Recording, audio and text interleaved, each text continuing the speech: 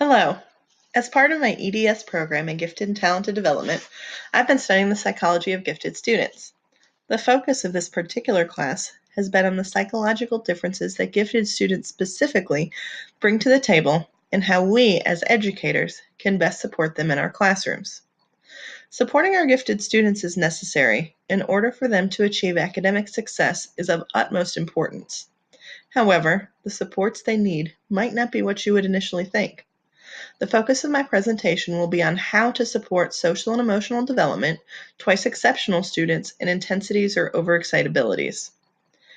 Each of these unique areas all fall under the big umbrella of gifted and talented education and its students. However, the approaches to supporting these needs go beyond simply differentiating instruction because they're gifted. These subcategories of gifted education and support reach further than academics and focus on the other needs of these students and how we, as teachers, can support them in and out of our classroom. For starters, we'll focus on social and emotional support for gifted students. Gifted students often seem like the students that don't need our support. They don't often come running with every problem they have and tend to internalize their issues and difficulties. However, these are the students that most need us socially and emotionally. Research shows that gifted students often suffer from asynchronous development, essentially because they are so far advanced in specific academic areas, they have other developmental areas that are lacking. This is very prevalent when it comes to social and emotional skills. For example, a student might be extremely gifted in math, but very awkward in social situations. This is a very common occurrence. On top of that, gifted students often suffer from a degree of perfectionism. Students may want to spend an inordinate amount of time making sure things are just right, or asking a multitude of clarification questions to ensure they are doing the right thing. Although this sounds like an attribute we want in our students, this can lead to stress and anxiety when things aren't perfect. Our gifted students also tend to become frustrated when things are difficult and challenging. Students who are gifted have likely been categorized as the smart students since their early elementary years. They typically enjoy this accolade and strive to remain there. When they are presented with a task that requires rigorous thinking and may take extra effort to complete, they sometimes feel stupid. For students who are used to having skills, tasks, and learning come easy, being challenged is frustrating. This isn't a bad thing, but it is something that has to be taken into consideration when supporting our gifted students. Social difficulties, perfectionism, and frustration are just some of the components of social and emotional problems commonly encountered by our gifted students. In order to support and alleviate these issues, we, as teachers, have some tricks we can use. First, grouping gifted students together to give social opportunities can help them to have someone to relate to. When you have multiple gifted students who all struggle socially, they tend to have more success with one another than with their regular education peers. This is mainly due to the fact that they are far advanced from their peers. Oftentimes, gifted students have vastly differing interests and knowledge bases, making finding common ground difficult. Basic development dictates that finding something in common is the foundation for social skills. Gifted students will often find this camaraderie with other gifted students who have also struggled socially in their lives. This is something that can go beyond the classroom in that parents can also facilitate socialization between their student and other gifted peers to continue their development. Allowing them the opportunity to socialize with their gifted peers can help to encourage their social development and provide them with a true peer group. Second, allowing students more time to get their work perfect can combat their stress over feeling the need to be perfect. When they feel as though they have the time to complete their best work, they're less likely to feel pressured and experience frustration over trying to be thorough. Explicit instructions and examples can also help. If gifted students are provided with very detailed instruction and a sample completed product, they can see very specifically what it is that they need to produce. This creates a sense of confidence in them and their work, and will also unburden the teacher when it comes to being bombarded with clarification questions and, is this good enough, or am I doing it right? Third, gifted students need a classroom environment where challenge is okay and failure is safe. The biggest issue is a fear of failure. That overwhelming fear leads to frustration when presented with challenge that isn't immediately clear, especially with gifted students. Simply providing them with an environment where it's okay to fail and try new things and be challenged is enough to support students in their learning while mitigating their frustration.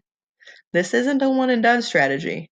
In this scenario, a classroom climate needs to be built in a way that continually provides challenge and praises not just success, but perseverance and grit. It's great to be successful, but it's even better to keep trying, even when it's hard.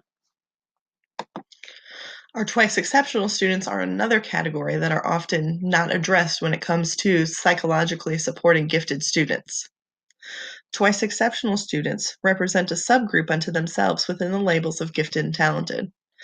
Twice exceptional, or 2E, students are defined as those who simultaneously demonstrate giftedness in specific areas while also dealing with a learning disability in other areas. This can range from ADHD to autism and more, all while also being gifted. Because these students fit into both categories, gifted and talented, as well as disabled, their needs aren't fully met by just one program. This overlap often results in these students falling through the cracks in terms of support and development. However, meeting their needs doesn't have to be complicated. 2E students need you to focus on their strengths. It's easy to see their deficits and want to fix those, but that just leads to frustration on the part of both teacher and student. Instead, focus on their strengths and their areas of interest. Figure out what they're good at and what they like, and tailor tasks and assignments to those areas. This will help these students to feel immediately successful and valued. Once they have that level of buy-in, introducing more difficult areas will be easier and met with less resistance, allowing you to work with their areas of need. Students who are twice exceptional also benefit from choice and/or alternative tasks.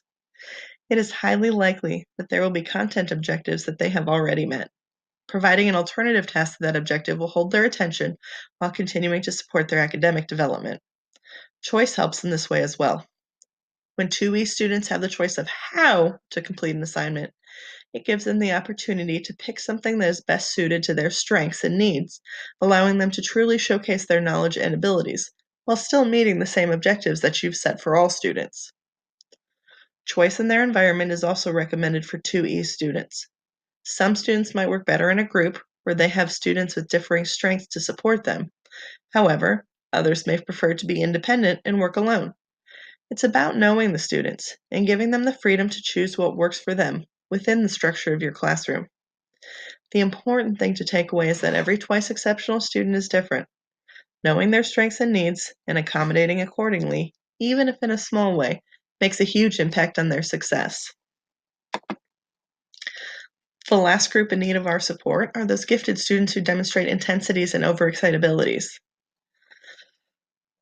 Due to their intelligence, gifted students often experience emotions and/or compulsions more intensely than their peers.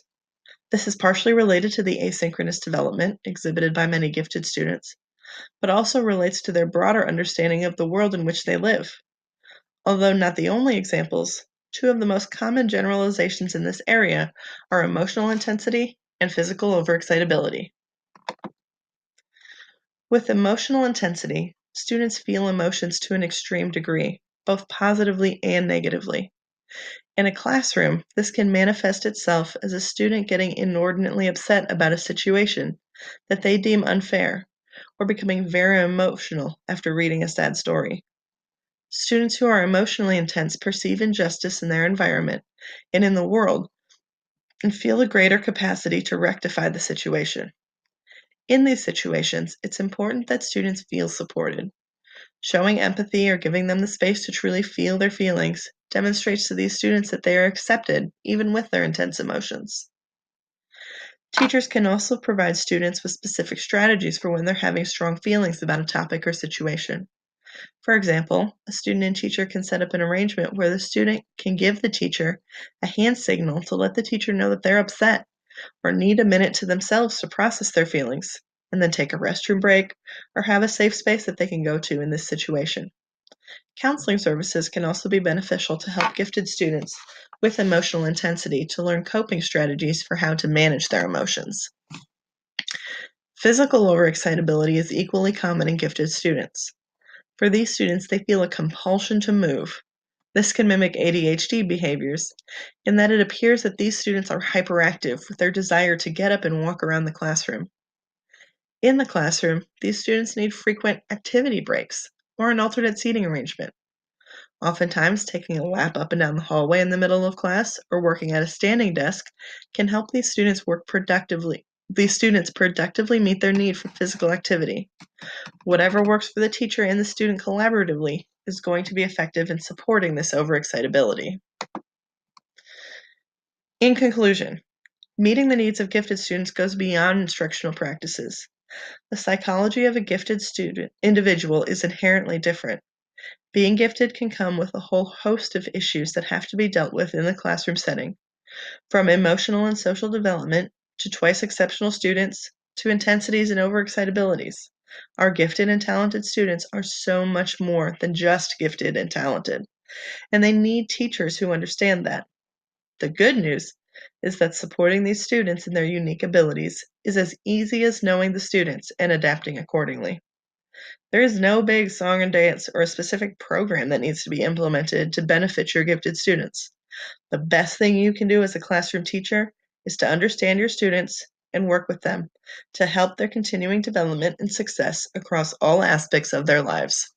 Thank you.